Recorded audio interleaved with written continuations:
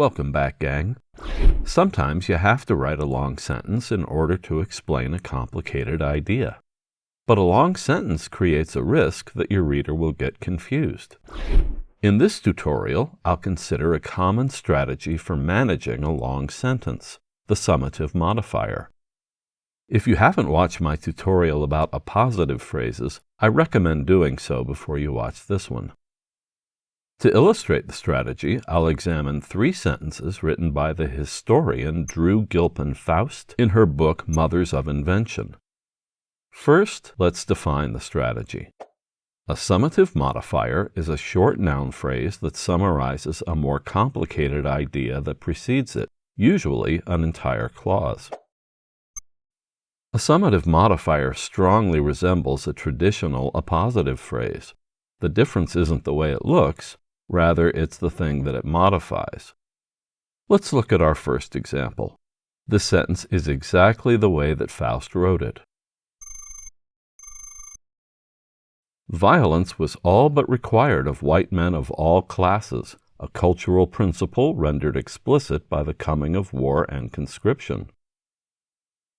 Everything after the comma is the summative modifier. For the sake of convenience, let's focus on the head words, a cultural principle. If this were a conventional appositive phrase, it would be renaming a noun phrase in the part of the sentence that comes before the comma.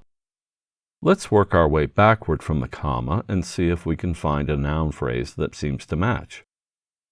We'll start with the first one, classes. I think you'll agree that classes are not a cultural principle, so we can exclude this possibility. How about white men? Again, white men are not a cultural principle, so we'll exclude that possibility as well. Finally, violence. Predictably, violence itself is not a cultural principle. At least, I hope it's not. So we can see that the noun phrase cultural principle is not a conventional appositive. What then does it modify? What exactly does it rename? Everything that comes before the comma. The entire idea that violence was all but required of white men of all classes. We call the phrase cultural principle a summative modifier because it summarizes that idea. So what's it doing here? I see at least 3 benefits. First, and most important, it creates an opportunity to insert a comma, giving the reader a chance to pause and collect their thoughts in the middle of the long sentence. Second, it creates a pause without using a conjunction or a relative pronoun, so it does its job efficiently. Third, and this is very interesting, it gives Faust an opportunity to interpret what she means when she writes, "Violence was all but required of white men of all classes." She could have renamed it anything, a requirement, an abomination, an inequity. Instead, she calls it a cultural principle. The summary helps readers make sense of the idea in one particular way.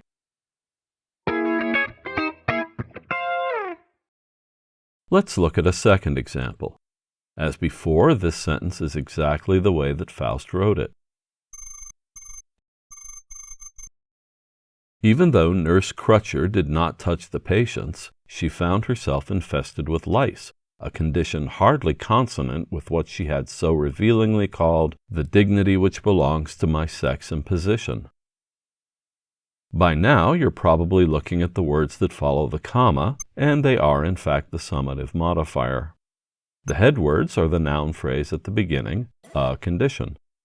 If this were a conventional appositive phrase, we should be able to look to the left of the comma and find a noun phrase that the word condition renames. Is it lice?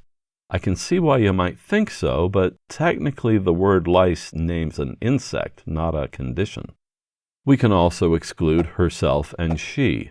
Neither of those sounds like a condition. Patients? I don't think so. And the same with Nurse Crutcher. A person's name is not a condition. So the words a condition are not a conventional appositive phrase, but they do rename something. I'm sure you're thinking way ahead of me, and you don't need me to tell you that being infested with lice is a condition. At this point, we can make a few basic observations. 1. A summative modifier almost always renames an idea that requires a noun and a verb, what I think of as a complicated idea. In this case, it's not a very complicated idea, but it's more than just a noun phrase. That's what sets it apart from the antecedent to an appositive phrase. 2. A summative modifier is always more general than the words that it modifies. Being infested with lice is very specific. The word condition is more general. Remember, it's a summary. A summary is always more general than the idea that it summarizes. If you're ever writing a summative modifier, look for a word or a phrase that is more general than the idea you're summarizing. Finally, let's walk through the steps that you might follow in order to create a summative modifier. As we do that, we'll see the kinds of problems that a summative modifier can solve. I'll start with 2 sentences that Faust did not write and move forward to the sentence that she did write. I won't pretend that I'm reproducing her actual composing process, but the steps I take will be a rough approximation, I think. Manpower shortages, escalating casualty rates, and patriotic ambitions overrode custom and pushed Southern women toward work with the sick and wounded. This was encouraged by the innovative role Florence Nightingale had played in Britain's Crimean War of 1853–56. As I was reading, you might have noticed the biggest problem. If you didn't, consider pausing right now and looking for it. I hope you're worried about the word this. It's a pronoun. Whenever I evaluate a pronoun like this, I try to put myself in my reader's shoes. Will they understand what I mean? Is there a chance that the pronoun might be ambiguous? In fact, I think the meaning here is less clear than it should be. Does this refer to the sick and the wounded? Does it refer to working with the sick and the wounded? Or to the idea of pushing Southern women toward work with the sick and the wounded? Does it refer to the entire first sentence? I think a reader might not be sure. Yes, they'll have a basic idea what the pronoun means, but we can do better. In fact, what Faust means is the idea of pushing Southern women toward work with the sick and wounded. Only that. So we need a way to make that more clear. I see 2 ways, and they're closely related. Let me open up a little space to work in. The first solution is to follow the pronoun with, you guessed it, a word that summarizes the previous idea. And this is where you, the writer, have a chance to be creative. What aspect of the previous idea do you want to focus on the most? Do you want to repeat the word push? Maybe focus on the work and call it a vocation? The word that Faust chose was movement. It captures the idea of the women being pushed towards something.